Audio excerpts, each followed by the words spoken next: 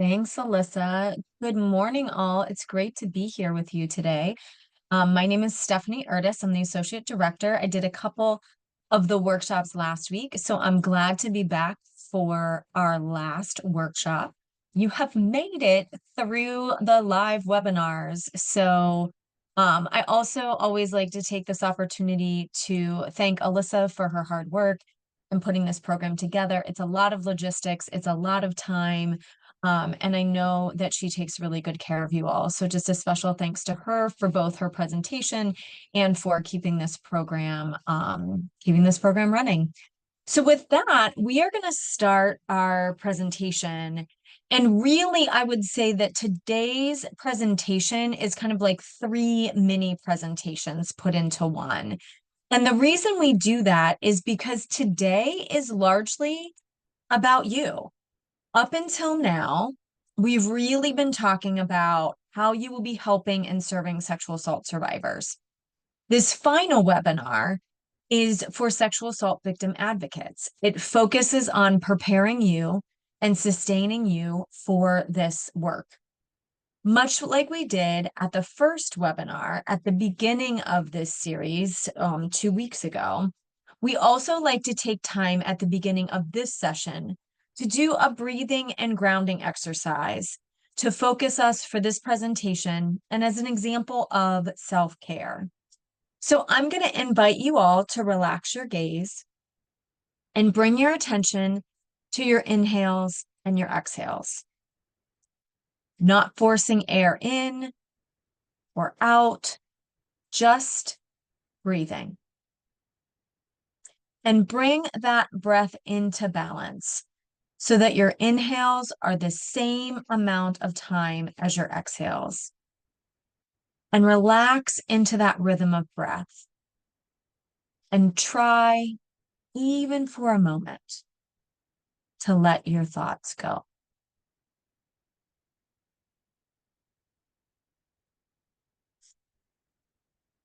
We will take one deep breath together to the count of 4. And to begin, I invite everyone to exhale all the air in their lungs. And then inhale, filling your lungs to the count of 2, 3, 4. Pausing, holding that air in our lungs, and then exhaling, emptying our lungs to the count of 2, 3, 4. Take a few more deep breaths like this one on your own.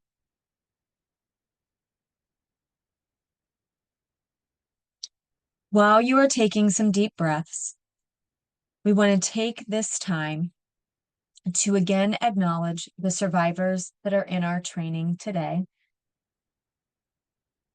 and the survivors we will help as advocates. Taking a moment here to appreciate yourself for being in this training this month and for all that you have learned and for all you will do for survivors in the future. We want to commit to gentle and honest conversation and dialogue as we learn together and talk about how to take care of ourselves as we do this work. If you haven't already, allow your breathing to return to normal with a gentle inhale and exhale. Enjoy a few more moments here.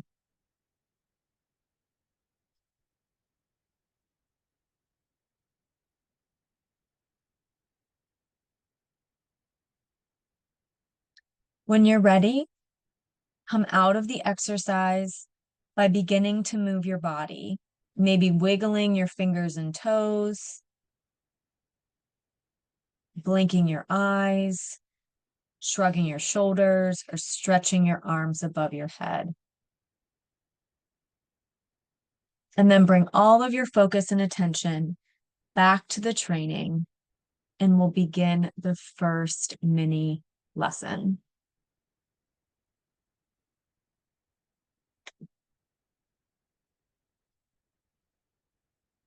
So we're going to start today talking about professional ethics. And in this part of the training, we're going to define boundaries and ethics. What are these things? We're going to explore the reason and purpose for boundaries in our advocacy work. And then we're going to apply the ethical compass to our advocacy work. So I like to start out this training with these two quotes. The first is the first step in the evolution of ethics is a sense of solidarity with other human beings.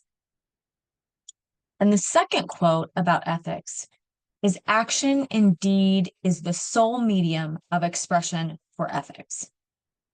And the reason I like to start with these quotes is because they talk about ethics as being both action and part of, and working with humans, like our action working with humans. So advocates, so for this training, we're really talking about the code, the rules, the guidelines that help us decide appropriate action to take when we're working with clients, when we're working with people in these vulnerable situations. So let's define boundaries. So boundaries are limits we set up for our own protection and for the protection of clients. They help build a supportive and healing environment. This is really important as we close out our training on victim advocacy. Boundaries are the structure that we use to make sure we're in these supportive environments. And my best pro tip for you is when it comes to boundaries, you really want to release your attachment to the survivor's choices. If you start having opinions or hoping that a survivor take a certain action or think a survivor should have a certain emotion, if you start saying the word should out loud or in your head, you are probably crossing a boundary. We have talked extensively about empowering survivors and giving them the resources and support they need to make the decisions they see best for them. So to empower them, we need to dissolve our own opinion of what is best for them. So I want you to write in the chat what we create boundaries around. So if you're a volunteer or if you're a new employee at one of our rape crisis centers or a place that serves sexual assault survivors, what are some boundaries? What are some of the things we create boundaries around? And I have a list as well, but I'm going to see how many you can come up with. And everyone always comes up with a couple that aren't on my list. So go ahead and drop in the chat. Oh, I'm going to back that up. Oh, there we go. I need to pull up the chat. Go ahead and drop in the chat. What are some things we put boundaries around in our own life, in our work life? Our organizations may have boundaries or rules or guidelines around certain ways that we conduct ourselves. Money, after hours call and contact, absolutely. Family, access to us, good one, Karina, like how people are able to contact us, how and when. Absolutely. So those are some of the top ones. I have some other ones that I'm going to put on the screen here. So some of the ones, topics of discussion, good one, Monica. Yeah, absolutely. What are you talking about with survivors? So the ones that I have put on the screen are personal relationships. So your relationship with the folks that you're working with, the survivors you're working with, should remain professional. Money, absolutely. That was one of the ones that was said. Communication, this was said in a couple of different ways, like how and when people can contact you, what medium they can use, like should they be using email? Do you have a cell phone that's provided by your organization? You know, are they contacting you through DMs? That's probably, something you want to draw a boundary around. You want to make sure that they're communicating with you in a way that's safe and comfortable for everyone. Social media and your interactions on social media, intimate relationships, physical interaction, alcohol and drugs, and confidentiality. And so the reason we create boundaries around these things is because people can manipulate them to exert power and control over someone. Sexual assault, as we have said, is about power and control.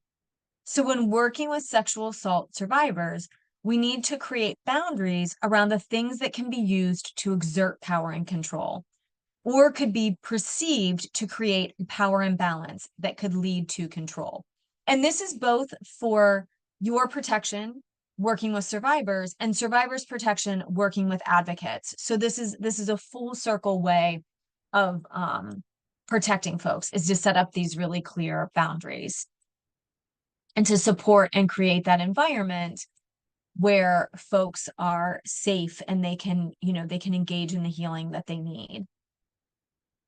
So let's talk about ethics. So this is the definition of ethics if you look it up. And it says ethics is a set of moral principles, a theory or a system of moral values. And frankly, I don't like this definition because I think it's really circular. It may be technically correct, but I don't think it's very useful for us as advocates. So I prefer to use this other definition when talking about advocate ethics. So this is a set of guidelines that help us make decisions about our work with survivors. So this comes from a couple different places. It may come from some of your own values, the values of the organizations that you work with. It may come from some of the things that you have built boundaries around in your work, like what you need in order to be able to engage in this work. Ethics are not rules. They're not rules. They're not protocols. They're what fill in the gaps of what how an organization wants people to conduct themselves when working with survivors, or how you want to conduct yourself with working with survivors. So one of the ways I like to describe this is, imagine like a big bucket.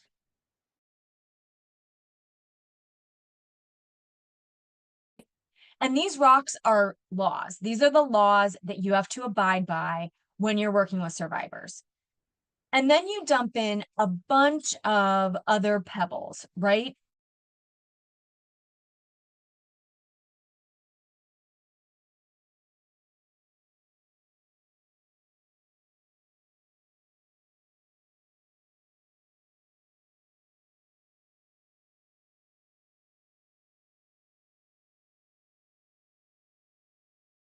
Subjective, but there are some organizations that have really strong ethical codes.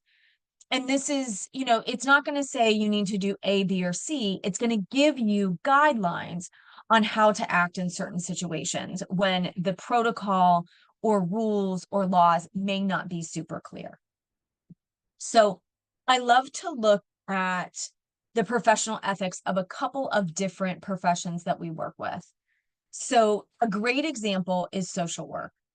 This is a sample of the code of ethics that social workers use. They are often taught this in their social work classes right at the beginning of their career. And a lot of them can really recite some of this by heart. A lot of social workers kind of memorize this through their education and then throughout their work. And this makes perfect sense because we're talking about boundaries and ethics and keeping ourselves and our clients safe. And social workers deal with highly sensitive areas: substance abuse, child welfare, sexual assault, mental health. It's important for them to have a strong and clear set of ethics to guide their work. So you can see on the screen, I'm not going to read all of them, some of their ethical code. So things like the primary goal is to help people in need and to address problems. They are to respect the inherent dignity and worth of people. They're to behave in a trustworthy manner. They're to challenge social injustice. And this is an important part of their code of ethics because they may be challenging that code of injustice in the systems that they work in.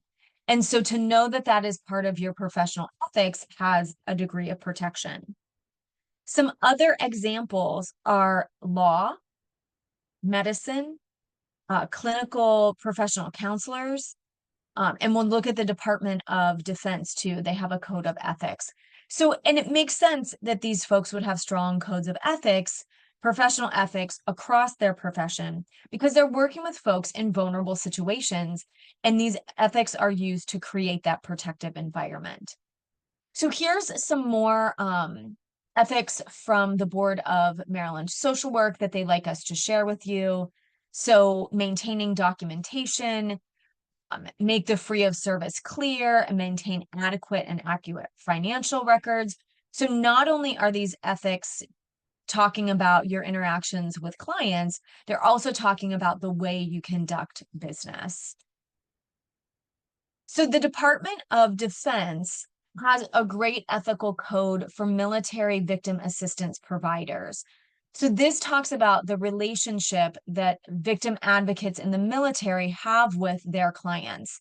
And similar to social work, you'll see they also talk about recognizing the interests of the client and empowering the client, respecting and taking steps to protect their civil and legal rights, responding compassionately. These are some important things to have in writing for these folks that are doing this work.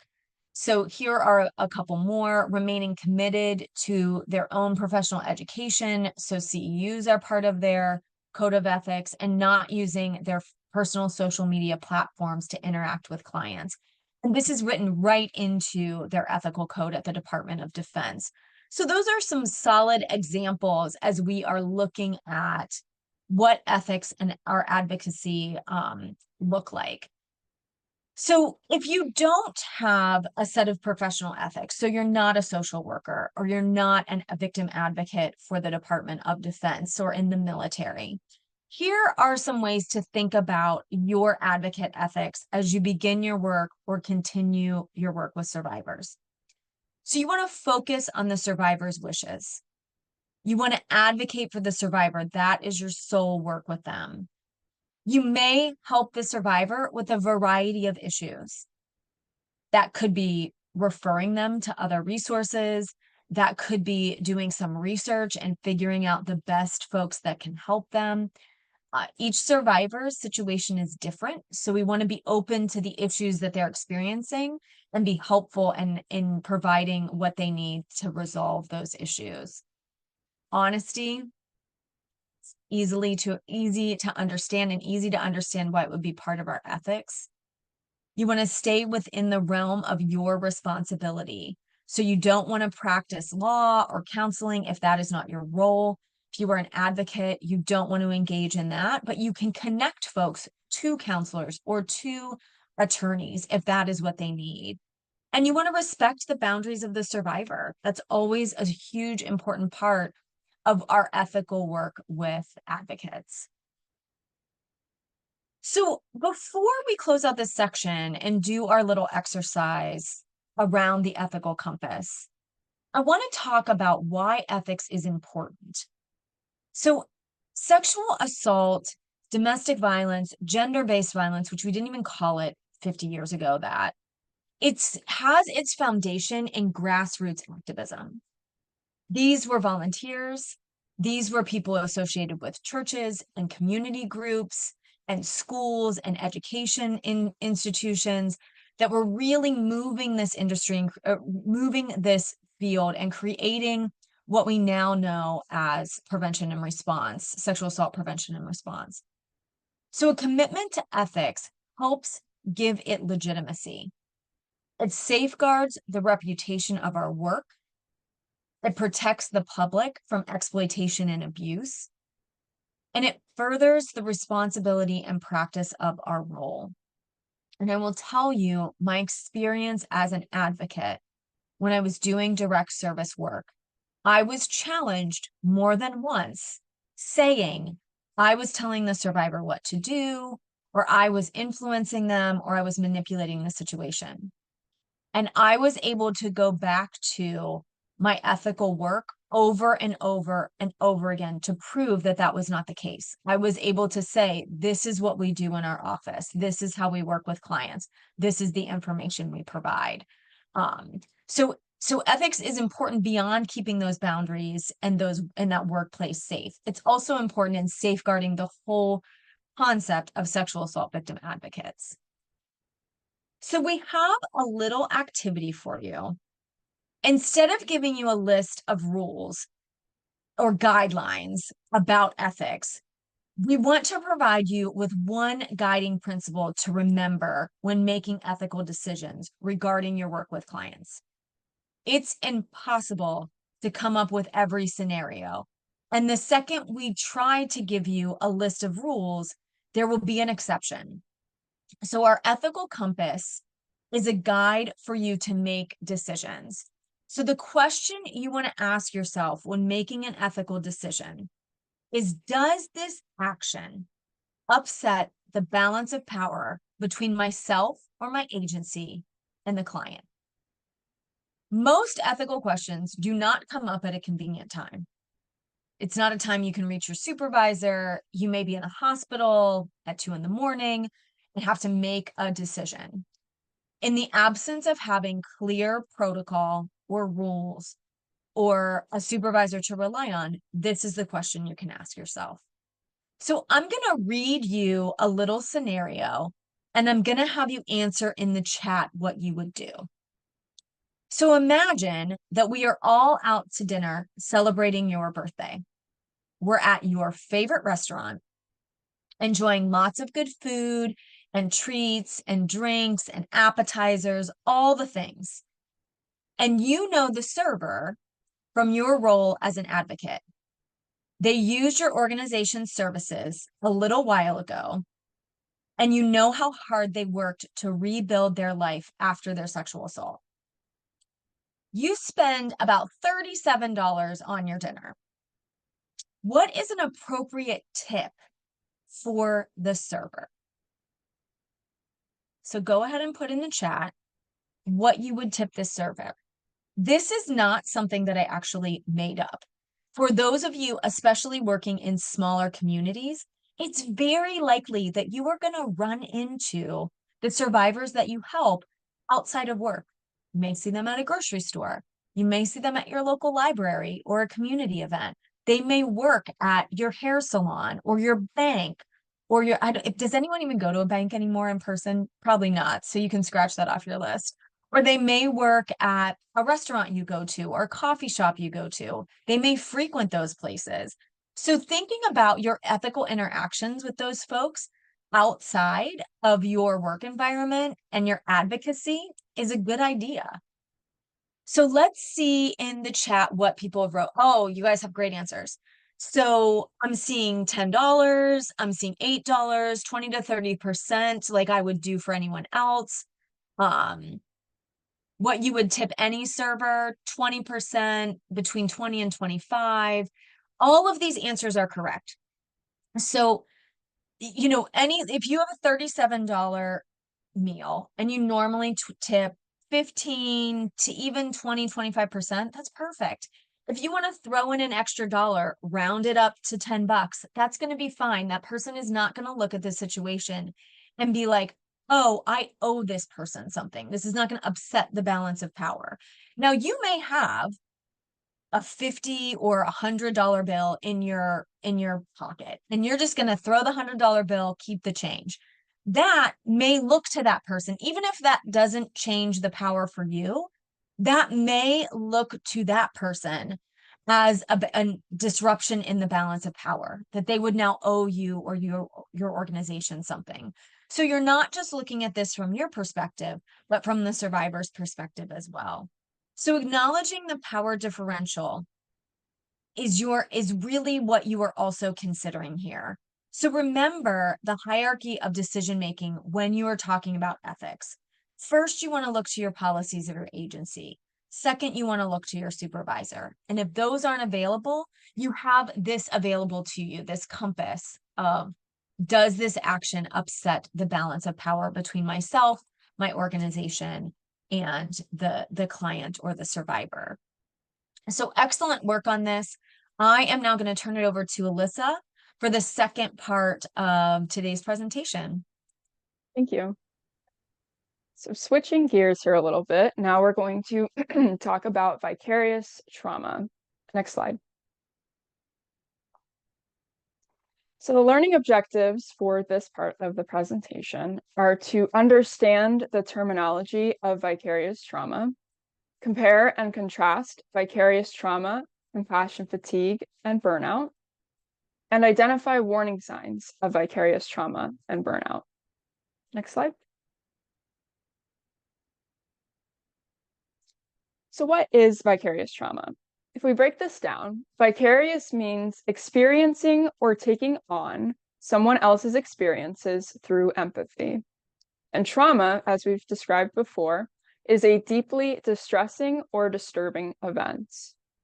So taken together, vicarious trauma is the emotional residue of exposure that those have from interacting with people as they're hearing stories of trauma and become witnesses to the pain, fear, and terror the trauma survivors have endured.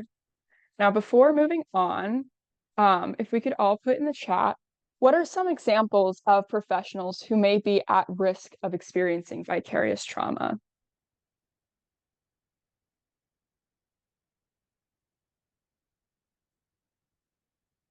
So people who may not have experienced the trauma directly, but so I see social workers as an example. Yep. Hospital-based advocates, nurses, EMTs, law enforcement. Yep. And victim services. Yeah, so those are all great examples of professionals who may experience vicarious trauma. Next slide. So some of you already have already covered these. A few more are educators, it could be caretakers, legal services staff or lawyers. So legal advocates would be included here. And again, therapists and social workers, basically anyone, I see in the chat, paralegal specialist for homicide and military. Yes, military is another one as well. Basically anyone who interacts with people who experience a trauma and have some knowledge of what the traumatic experience was is at risk of experiencing vicarious trauma. Next slide. So some signs that we may be experiencing vicarious trauma include physical and psychological symptoms, often associated with the trauma. This is also referred to as secondary traumatic stress.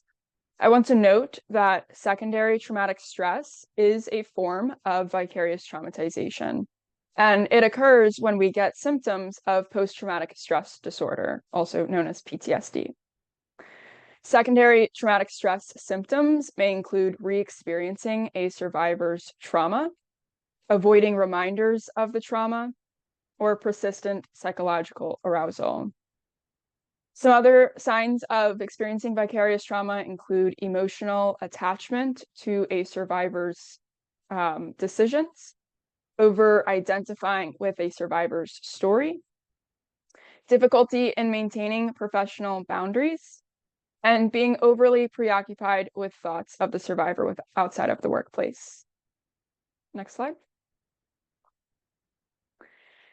So according to a 2019 study of social workers who worked directly with clients that experienced trauma, the study found that 80% of survey respondents reported meeting diagnostic criteria for at least one of the 3 secondary traumatic stress symptom clusters.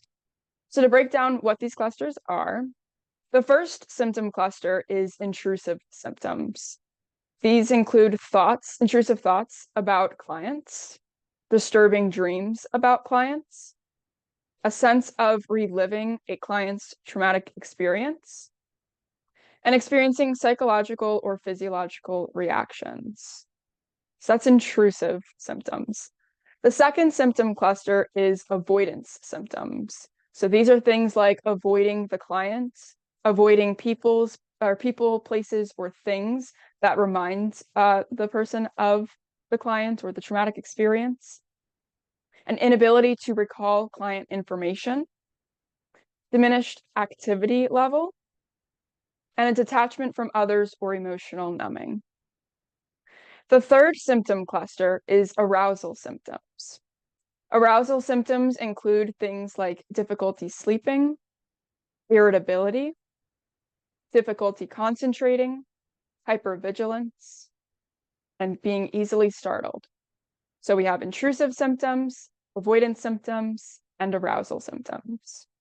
So going back to that study with the 80%, 31% of the survey respondents reported experiencing secondary traumatic stress due to directly working with a client who experienced trauma. And of those who worked directly with traumatized clients, 40.35% reported having trouble sleeping as a result of their work. 39.47% reported having trouble concentrating. 37.72% reported wanting to avoid working with some clients. And 15.79% reported reliving traumatic experiences that were experienced by their clients. Next slide. So switching gears here a little bit, vicarious trauma is similar to compassion fatigue. Some of you may have already heard of what compassion fatigue is, but the definitions of the two are a little bit different. So remember, vicarious trauma is that emotional residue as a result of being indirectly exposed to a traumatic event. Compassion fatigue is empathetic strain and general exhaustion resulting from caring for people in distress. So we see this commonality between the two, that both of them are a result of caring for people in distress or caring for people who experienced a traumatic event. Some signs of compassion fatigue are emotional detachment and numbness, social withdrawal, intrusive negative thoughts, and secretive self-medication. Next slide. So some long-term consequences of vicarious trauma, compassion fatigue, and prolonged stress are that it may result in burnouts. Next slide. Burnout is a state of emotional, physical, and mental exhaustion, and this is caused by excessive and prolonged stress. It occurs when we feel overwhelmed, emotionally drained, and unable to meet constant demands. Some signs that we may be experiencing burnout include poor attitude towards coworkers, our agency, or clients. It can be losing our why or our sense of purpose for why we're doing this work, continued exhaustion, and a decreased performance and productivity. Next slide. So every person that we encounter is likely to have experienced either direct or indirect exposure to trauma in their lifetime. So a trauma-informed practice should not end with how clients are served. Professionals in the victim services field can also benefit from a trauma-informed practice in their place of work. And agencies should prioritize policies to help prevent and address vicarious trauma and burnout in the workplace. Next slide. So if your workplace is not currently using trauma-informed practice to address vicarious trauma and burnout, advocate for it. Next slide. All right, so now we're going to talk a little bit about self-care. I'm going to turn it back over to Stephanie. Next slide. Great, thanks, Alyssa. So I would say of all of the presentations that we do at MCASA, the last part of this presentation is one of my favorite. I love this part of the presentation because it allows us to all learn from each other and really talk about self-care in a holistic way. So for the remainder of our time together, we are going to explain self-care. What is this? And we're going to go a little deeper than what you might have seen on TikTok and Instagram. Not that I don't love those places for self-care tips, but we're going to talk about how this specifically applies to you as an advocate. We're going to analyze why we don't practice self-care. We're going to describe the consequences of poor self-care, have a little confession time if people want to share. And we're going to classify and evaluate self-care strategies and create a personal self-care plan. Now, the next part of this, we are going to ask you to drop some stuff in the chat, and give us some information on what you do for self-care. But I want to stay right up front. This is at your own at your own comfort level. Please share if you want to, if you want to engage, if you want to talk about self-care, great. If you don't and you want to keep self-care to yourself, that's also totally fine. So let's get started by really talking about and defining what self-care is. So the simple definition is intentional activities and practices meant to reduce stress and maintain physical, psychological, and emotional health. So some of this is fun, when we talk about self-care, but some of it is things that might not be as fun, but they really support your health. So let's break that down. One of the things that we like to talk about right up front when we're talking about self-care is the difference between self-care and self-soothing. So you often hear the term self-soothing as part of infant or child development. So babies sleeping through the night or waking up but not crying out. We carry self-care techniques throughout our lives, and they grow and change as we grow and change. So self-soothing techniques are typically things we like to do. Yoga, golf, walking around the block, binge watching TV, scrolling or posting on social media, deep breathing, drinking a beer or glass of wine on a stressful day, eating a piece of dark chocolate, or I'll be honest with you, for me, it's eating any piece of chocolate feels like self-soothing. So self-soothing is absolutely part of self-care. It helps us manage stress. It can help us to be happier or more relaxed, especially in the moment. But self-care goes beyond making ourselves feel better and is really about taking care of ourselves and building our resilience. So an example from my own life. I do yoga on a regular basis. I read about yoga. I listen to yoga podcasts. Like, I am a real fan of this practice for self-care. This is self-soothing for me. It helps me in the moment, but it's also self-care because it helps with my long-term health as well. It's good. It's a healthy thing for me to do. However, I also, in the summer, when we're a little slower, make a lot of doctor's appointments and a lot of scheduled scans and tests. This is not really soothing for me. It's not really relaxing for me to go to the dermatologist or to get my blood drawn to check my blood levels or whatever at the doctor's. But the practice of taking care of your health through medicine can help you. That is part of self-care, and that can help sustain you and create resilience. So self-soothing techniques can go against our strategies for taking care of ourselves. So for example, baking delicious treats and eating them might be self-soothing. And I encourage some of that if you like to do that. But if you eat too many of those sugary treats, it could go against your long-term self-care. And we'll talk about that a little bit later. But it's important to see the difference between what is a self-soothing activity and what is a self-care activity, where the overlaps are and where the imbalances can occur. So let's talk about why we don't practice self-care. So I'm going to have you put in the chat for you, or maybe you've observed this of other people, why you don't practice self-care. Again, share at your comfort level. We're not insisting on this, but if you want to share ways that why you don't practice self-care, that'll help advance our conversation if you would like to be part of that. And I put this quote up here from Audre Lorde because I think it really encapsulates self-care and its importance, particularly for advocates. So she says, caring for myself is not self-indulgence, it's self-preservation. And that is an act of political warfare. So having done advocacy work for a decade and a half, I will tell you it's exhausting. And some of you in this training have probably also done work or similar work for a while, and you understand that it can be really draining.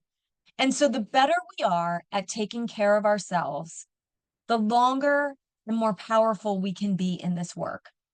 So the world will run you down. And especially if you are trying to challenge social norms, if you are working with folks that have been victims or survivors of sexual assault or other types of abuse. So taking care of ourselves is part of our work. So keep that in mind as we go through this. And everybody has moments of not practicing self-care. So let's look to see if anyone shared anything in the chat. They take care of family or others first. Absolutely. No time or financial capacity. Thank you so much for bringing this up. I'm going to talk about this in a second. Social or cultural pressure. Absolutely. I've been seeing a lot on my own social media, um, to not emphasize the hustle culture and like really elevate a slowdown culture. And I very, very much love that concept, but I have not embodied it. So I totally understand that. Um, so a lot of other needs first, feeling selfish or not making it a priority, lack of time. Absolutely. Lack of time is coming up a lot here. And that is really, I think that that is really one of the number ones. Um, oh, Rest is Resistance is a fantastic book on this. Oh, Brandy, thanks for bringing that up. Rest is Resistance. So any other book recommendations or resource recommendations, please put them in the chat. So these are the reasons that we came up with. And it is a lot of what you all said, feeling selfish, too many other people to take care of, not enough money, and too busy. And what I want to say about the money thing, so whoever put that in the chat, thank you. So one of the things that I noticed, particularly in and around COVID, and now that we are hopefully kind of in a different COVID era, it's not gone away, but we have, managed some of that in a way that we're looking at it differently. Really, self-care can be really expensive. I mean, you can go on a spa weekend, you can, spend money on a massage or something like that, and that can really add up, but it doesn't have to be expensive. You can do a lot of self-care techniques, and we're going to talk about them, and hopefully some of you will share your self-care techniques that are really inexpensive or free. There's this perception that it costs a lot of money because it can, but it doesn't always have to. So keep that in mind as well. So let's talk about the consequences of self-care. And there's a bit of a confession part in this if folks want to take part in that. So we pay a price if we're not practicing good self-care, or we're letting our self-care and our self-soothing get really out of balance. And for many of us, we know when we're not practicing good self-care. We're going to have a little confession time. So if you want to, again, share at your own comfort level. Put in the chat when you know you aren't practicing good self-care. And while you're doing that, I will tell you some of the ways my body tells me when I'm not practicing good self-care. So the two big indicators for me are my eyes will start to twitch. Too much screen time, too much reviewing or writing grants, too much spending time after that just scrolling on my phone. My eyes will start to twitch pretty badly. It's not just annoying. It really kind of can impact my work. The other thing I do is I clench my teeth at night and I have really bad nightmares. So if I'm not sleeping well, if I'm waking up with my jaw hurting, I know that I'm not practicing good self-care and the stress is really starting to impact my body. So I could give you a list of 100 things of 100 ways I know that I'm not practicing good self-care, but I also want to hear from you all as well. I'm hearing other people talk about inability to fall asleep, um, pain in my heart. Oh, yes. When our hearts hurt physically, but also sometimes, like just in our emotions as well. That's a great example. Thanks for sharing that. Getting sick or my body forcing me to rest. I've heard that from lots of caregivers. If you don't rest when you need it, your body will force you to do that. Dehydration, I love this one. Stomach pains, snappy or missing work. I love the dehydration one because my husband has often said I should wear one of those like camel packs at work because that will happen to me. I won't drink anything all day long. And then I will be super dehydrated because I just haven't taken the breaks I've needed. I've yet to come to a point where I'm going to wear that camel pack where I can just sip water all day like I'm on a hike, but who knows? Maybe it will come to that. Irritability, stomach issues, insomnia, um, oh, how attentive they are to their plants is always a good indicator for me. Oh, thank you for sharing that. That's such a sweet one. If you're not paying attention to your cats or your pets, or you don't feel like you're spending enough time with your family, that absolutely can be an indicator. Excellent. Thank you all for sharing these. Keep them coming in the chat, so folks feel free to read that as we go through this. You all covered most of this, but this is just a quick slide to talk about the different areas of your life that can be impacted. So it can be your personal life, your workplace, it can be your personal health. All of those areas can be impacted by self-care. So if you're not practicing good self-care, you may have low self-esteem or feel isolated or be struggling with some of your relationships inside and outside of work. We did a lot of health ones in the chat. So fatigue, headaches, weight loss or gain, sleep disturbances, a weakened immune system, just total exhaustion. All of those things can come up when we're not practicing good self-care. And in the workplace, Alyssa touched on some of this in her presentation, but lack of motivation, having a hard time focusing, missing work, being late, just a poor overall morale. All of those things can be impacted when we're not practicing good self-care. So I want you to think about, for this next section, we're going to talk about different self-care and self-soothing techniques. So don't put them in the chat yet. We will tell you when and what we're going to talk about, because we're going to break down the self-care wheel. But think about what some of your techniques are that you may want to be or may be willing to share with the group. And while we do that, Alyssa's going to talk a little bit more about some self-care strategies. All right. So for self-care strategies, we like to think of this as the 3R approach. So the first thing is you want to be recognizing or watching for warning signs of vicarious trauma, compassion fatigue, or burnouts. Then you want to reverse or undo the damage. So doing this by managing the stress and seeking support. And finally, you want to build your resilience to the stress by taking care of your physical and emotional well-being and health. And we'll do this when we talk in the next couple of slides about the self-care wheel. Next slide. So thinking in terms of self-care, it's helpful, it may be helpful, to build a self-care action plan. I want to note here that self-care is something that can be done as a preventative mechanism. So trying to prevent yourself from experiencing burnout or prevent yourself from experiencing compassion fatigue or vicarious trauma. But it also can be something that's done in like an emergency, like you've already started experiencing these symptoms and now you need to halt them or you need to stop them in place. You want to reverse them now. So you can have two different kinds of self-care action plans.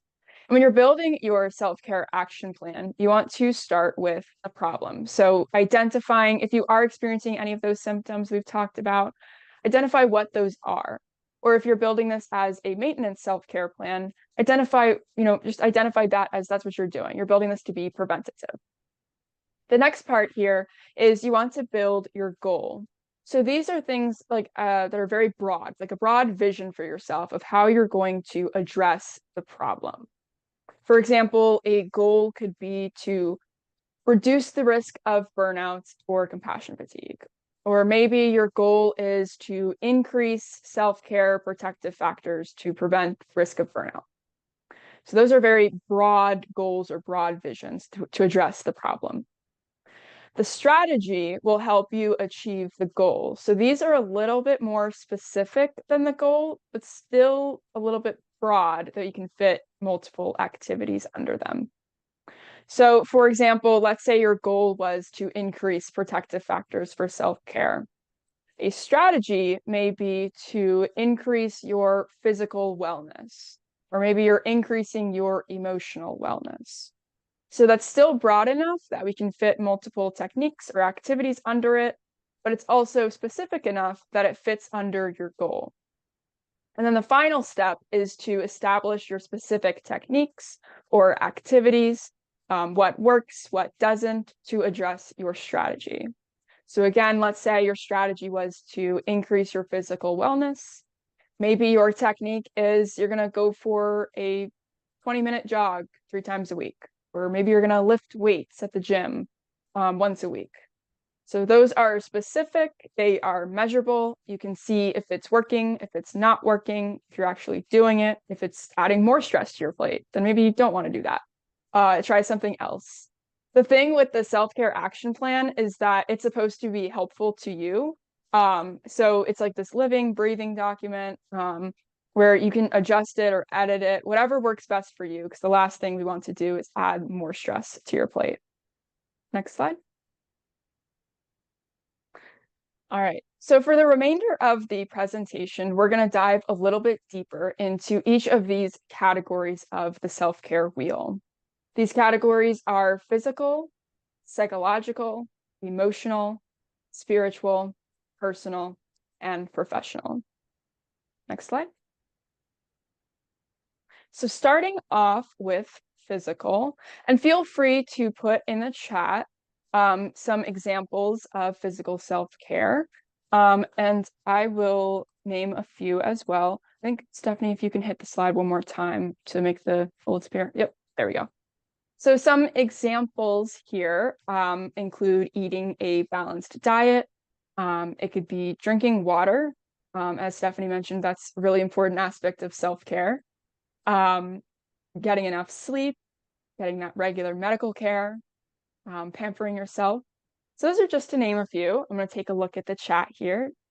We have someone that dances. Yes, that's a great example of physical self-care. Any activity, movement, getting outside, breath work, breathing. Yes. For someone, it is being in their hot tub after work. That sounds amazing. They said nothing relaxes me like those water jets. We also have people who lift weights. Yes, so these are all great examples of physical self-care. And some of you have listed some other ones. Pilates, sauna, steam room. Yep. Yeah. Another thing that I want to note before we move on is the self-care categories are not rigid. Like it's not just physical self-care or just emotional or just psychological, which we'll get into, but there's a lot of overlap in these. So some of these in the chat are, I can already see some overlap, and we'll go into those on the next couple of slides. I'm gonna hand it back to you now, Stephanie. Great, thanks. These are great examples of physical self-care. So let's talk about psychological self-care. And the way I like to define this is what are we doing to take care of our brain? So physical self-care, we're really, that's really kind of about taking care of our physical body. But what are we doing to take care of our brain? So put that in the chat as well. And like Alyssa said, there's a lot of overlap. So, I saw someone put in that they live near a state park. That probably walking in the state park, enjoying that nature, getting that fresh air, that probably covers 3 or 4 or maybe even 5 or 6 pie slices of the self-care wheel. So keep that in mind too. One action could be a lot of that. So some of the ones we came up with are finding a creative outlet, participating in therapy, practicing mindfulness and positive thinking, and taking time for yourself. So someone put in the chat, like silence, like no TV, no radio, no streaming, no music, just a couple moments of silence. They did not define how much silence. It could be an hour for them. It could be a little bit, but I really loved that one for psychological self-care, like just silence for a while. Reading, absolutely reading. We get writing sometimes as well. So other things that you want to put in the chat that might help with your psychological self-care. So taking care of your brain. I think, one of the things that we sometimes forget during the day, just like we forget to drink water during the day, I think getting up, taking a brief walk around your house or your office, or your neighborhood if that's possible. I think that that can really help pull you out of give your brain a little break, I guess is the best way to say that. Someone put coloring or crossword puzzles. Absolutely. Those are ways to just relax your brain, give you some psychological self-care. I'm going to turn it back over to Alyssa to talk about emotional self-care and my favorite slide of all MCASA training slides. Thank you, Steph. So for emotional self-care, these are things that are taking care of your heart. So on the previous slide, it was your mind. Now it's about your heart and your feelings. So some examples of emotional self-care are spending time with friends, family, or pets. And feel free again to put some things in the chat. Another example is finding a hobby that makes you happy. Recognizing your hard work, of course, giving yourself credit for all things that you deserve credit for. Watching a funny movie or a TV show, and releasing your emotions. And I also want to note here on the slide, these are actually our cats. We love our cats at MCASA. My cat is the one in the bottom corner, that's Coda. And we often talk about how our cats are perfect examples of practicing self-care. I mean, sleeping whenever they want to, and playing or eating or whatever they want to do, they pretty much do it. I don't know, Stephanie, if you want to talk about your cat at all. Oh, sure. Always, always I want to talk about my cat. So I'll try to keep it brief. My cat is the orange striped cat in the top here. His name is Cinco. It's just an old man cat, and he is unapologetic about his self-care. When he wants to cuddle, he cuddles. When he wants a treat, he begs for a treat. He likes to sit outside and enjoy the sun on his face. So yeah, really great example of self-care. And really, I think for, everyone in our family, he offers a lot of comfort and, emotional support when we are really needing it. He's some of the rest of you may have this too. He's a purr machine. Like his purr sounds like a mower. It's like really powerful, and that's really soothing to all of us. Yeah, definitely. I can relate to that with my cat. So let's take a look here at the chat for some emotional self-care examples. I see gardening. Yes, definitely. And I think that also overlaps with psychological self-care too in some ways. And it could be physical too. Listening to gospel music. Yes. Let's see. Someone said spending at least one daily hour resting for their mind and themselves, reading a book, watching a good movie, laughing a lot, walking their dog, playing with their daughter, being physically affectionate with beloved people. Yes, those are all great examples. And someone else said crossword puzzles or coloring. We have writing songs or poems, playing my guitar, playing an instrument. Yeah, these are all really great examples of emotional self-care. Back to you, Stephanie. Great. So the next one we're going to talk about is spiritual self-care. And what you just put in for emotional self-care leads right into some of the things we can do for our spiritual self-care. So the folks that talked about playing instruments or listening to gospel music, absolutely. And spiritual self-care does not have to be related to a religion, but it can be. So if you have a religion that you practice, there's probably a lot of spiritual self-care in some of the traditions and ways that you practice that.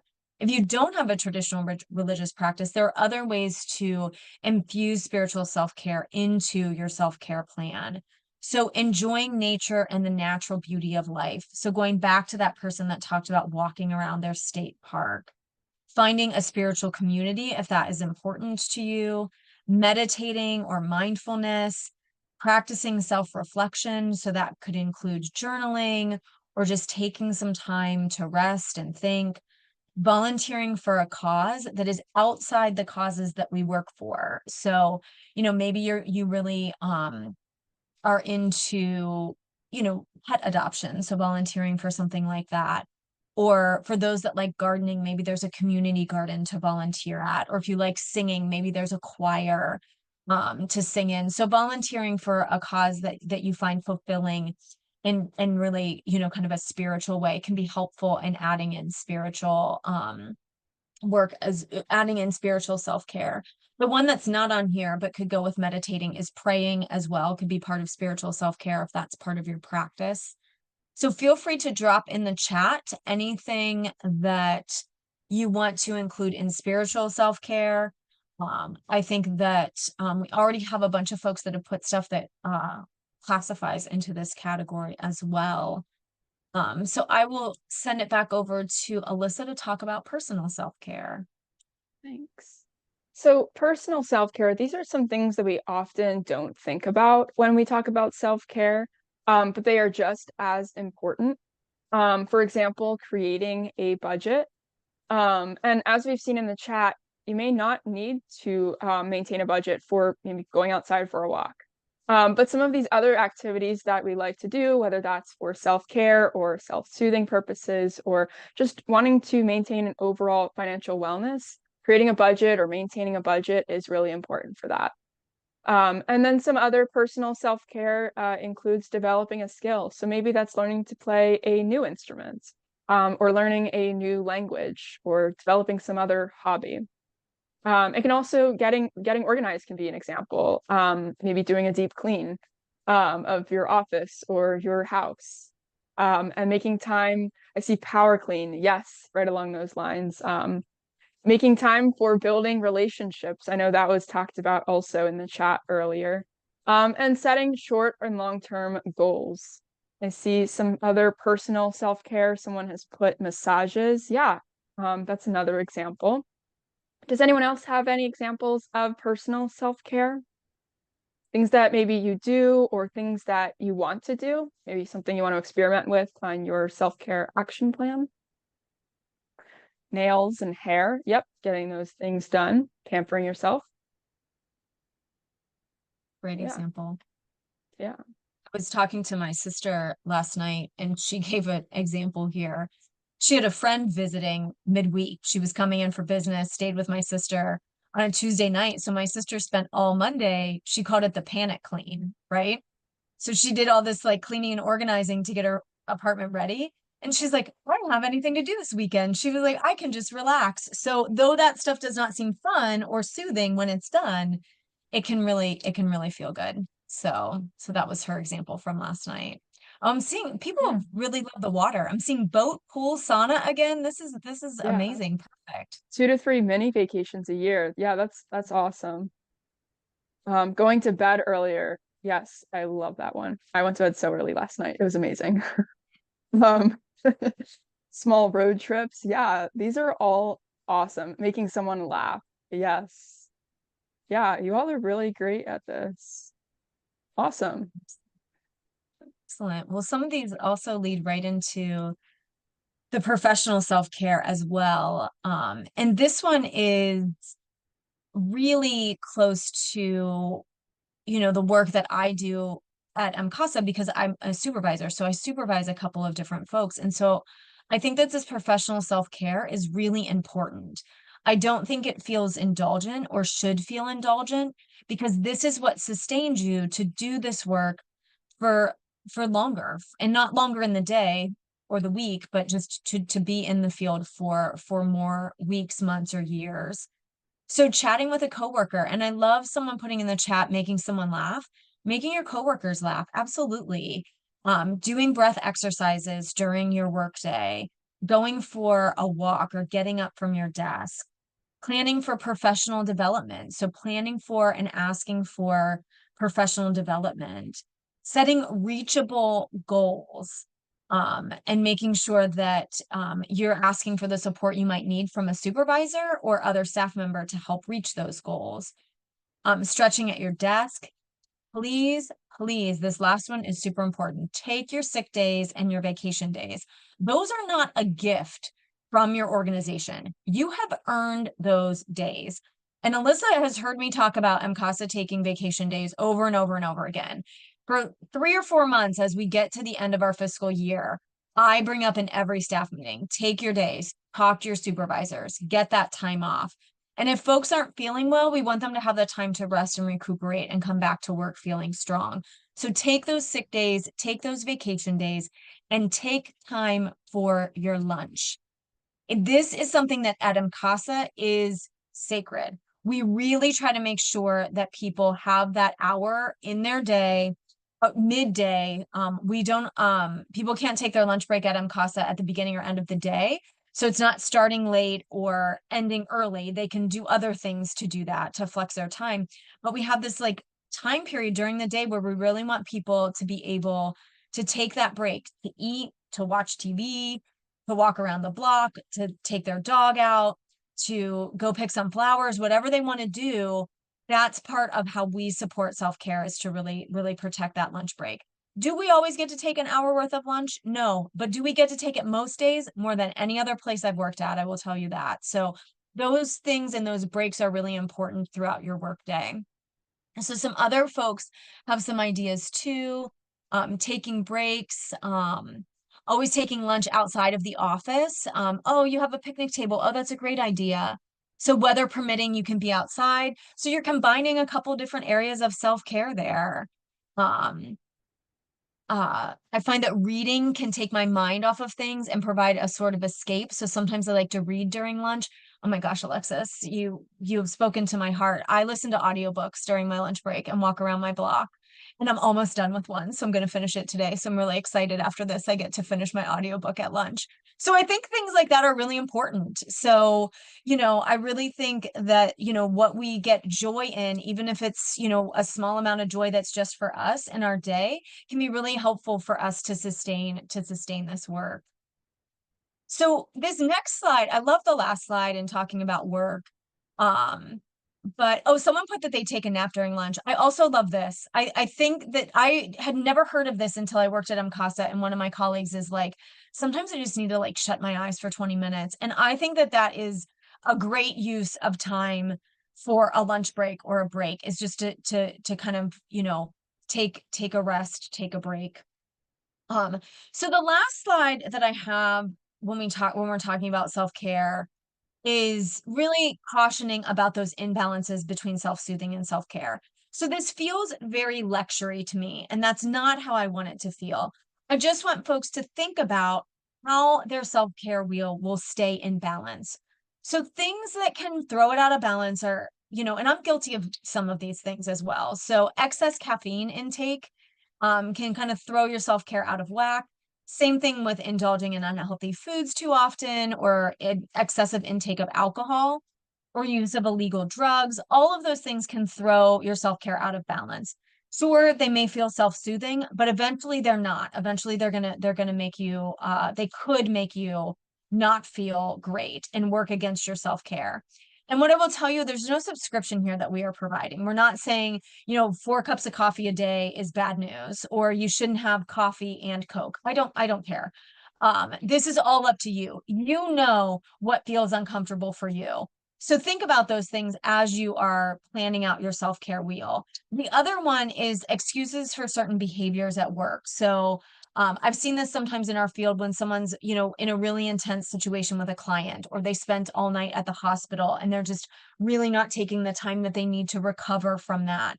When Alyssa was talking about vicarious trauma and burnout, one of the signs of that is like, well, I treated this person badly, or I snapped at this person, or I was late, or I fell asleep at my desk because I wasn't practicing good self-care. And being in a supportive environment where you can take care of yourself is really important.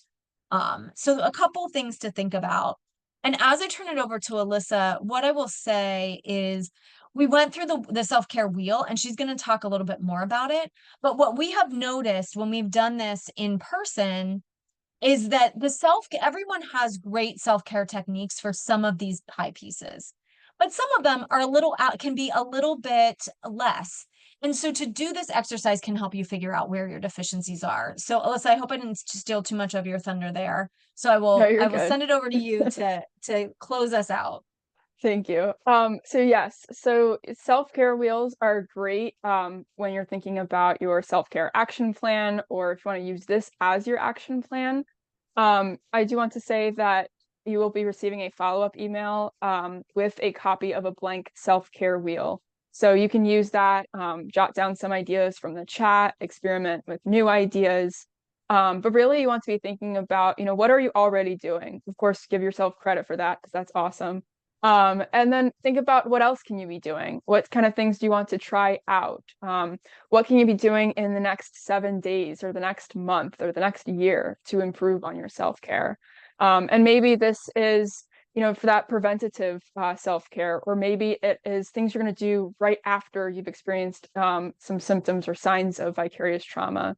So thinking about both the preventative, long-term maintenance self-care, and then also that emergency self-care. Next slide. So that concludes our final training session for this series. This is our contact information. And again, I'll be sending out a follow-up email either today or tomorrow with a copy of today's recording, PowerPoint slides, the blank self-care wheel, and the anonymous evaluation form. So I've put the anonymous evaluation form into the chat. Again, we greatly appreciate all feedback as we are constantly striving to improve. And if you're seeking a certificate of attendance or a certificate for CEU credits, you must complete the evaluation form. Upon submitting the evaluation form, you'll gain access to our certificate request form. If you have any questions, feel free to email me or respond to the follow-up email when it comes. So thank you again so much for joining us for today's session. And if you've been here for the other sessions as well, thank you for coming to those. It was great to chat with everyone in the chat and hear your answers to all of our questions. And it was great to see the engagement from everyone. We hope you have a fantastic rest of your day and an awesome weekend. Thank you.